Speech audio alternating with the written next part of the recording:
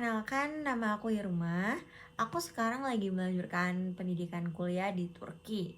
Jadi aku bakalan sharing sama teman-teman mengenai pendidikan di Turki atau misalnya konten-konten pendidikan, bagaimana kehidupan di Turki, apa saja perbedaan kehidupan di Turki dan di Indonesia, serta hal-hal yang terkait informasi sehingga bermanfaat ke depannya untuk teman-teman semua gitu.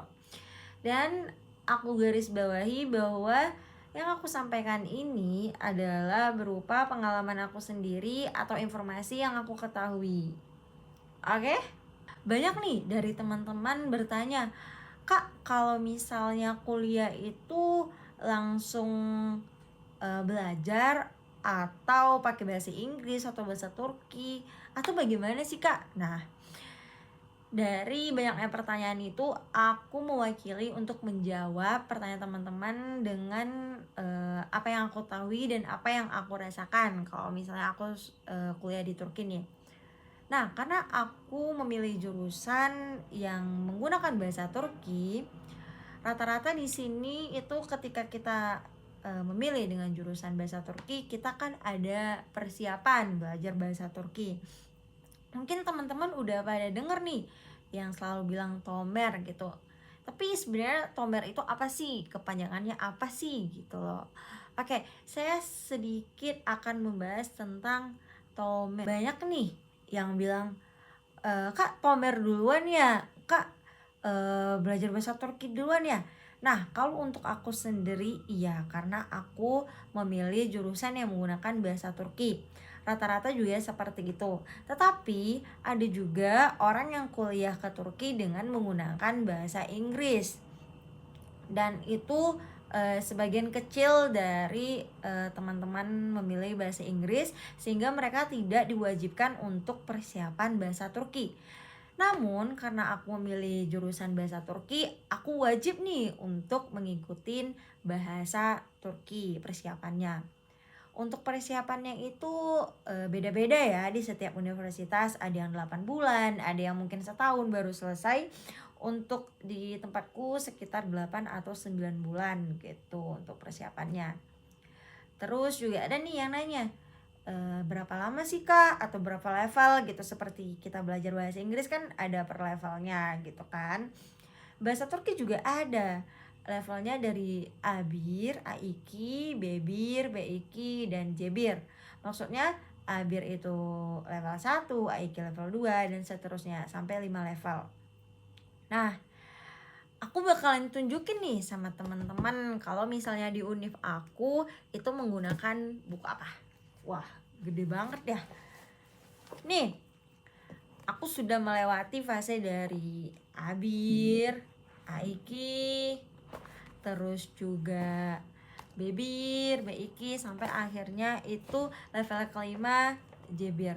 Karena jika kita ingin mau masuk kampus, kita itu harus melampirkan sertifikat. Ini juga beda-beda dari setiap kampusnya.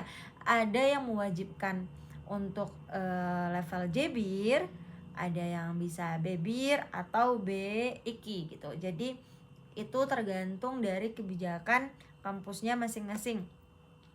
Tetapi jika untuk aman, lebih nyamannya kita mengikuti sampai level Jebir atau level yang kelima. Nah, info lagi bahwa dari level ke levelnya itu nanti kita bakalan ada ujian. Misalnya level Abir, ya itu level 1 tadi, itu kalau di tempatku berlangsung selama 2 bulan atau nggak nyampe lah 2 bulan, 1 bulan 3 minggu. Nanti semakin level itu semakin menurun, nggak setiap level itu 2 bulan. Nah, untuk dari setiap levelnya itu bakalan ada ujian. Misalnya dari untuk naik level dari ABIR ke IKI, dari level 1 naik ke level 2 itu ada ujiannya.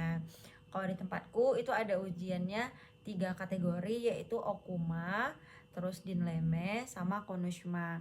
Yang artinya Okuma itu seperti reading dalam bahasa Inggris, yang kita jawab soal. Misalnya itu satu ujian ada 50 soal objektif, ada Dinleme yang listening, misalnya kita mendengarkan nih sama misalnya dalam bahasa Inggris, dan konuşma atau speaking. Nanti kita itu dikasih soal. Kalau konuşma misalnya berapa soal, jadi kita harus jawab.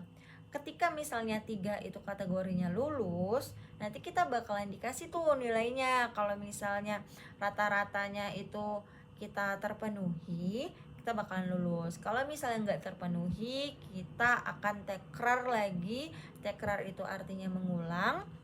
Jadi kalau tekrar kita nggak bisa lanjut ke level selanjutnya gitu. Kita harus ngulang lagi belajar atau mengikuti ujiannya. Jadi bukan semata-mata di sini gampang gitu loh untuk belajar gitu. Kita harus benar sungguh-sungguh agar kita nggak tekrar. Karena kan kalau tekrar kan harus bayar lagi, harus misalnya belajar lagi gitu, dan waktu juga termakan juga kan. Oke, nah aku bakalan tunjukin nih sama teman-teman seperti apa sih gambaran buku dalam belajar bahasa Turki. Ada banyak versi sih, tapi kalau di Univku langsung bukunya seperti ini. Dan belajar dasarnya gampang sih menurutku, karena dibantu dengan warna-warna, jadi kita lebih gampang untuk masuklah di otak kita gitu kan. Belum yang kalimat panjang-panjang atau paragraf. Kalau misalnya nanti udah masuk level-level selanjutnya, mungkin itu kan tahapannya lebih susah.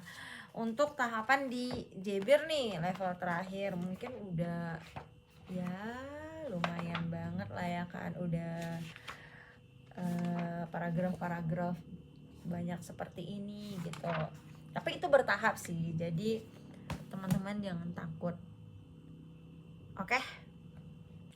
Jadi kalau misalnya teman-teman ada pertanyaan atau apapun seputar pendidikan di Turki atau pertanyaan-pertanyaan yang lain, mungkin bisa ditanyakan sama aku sendiri. Semoga bermanfaat. See you in Turkey.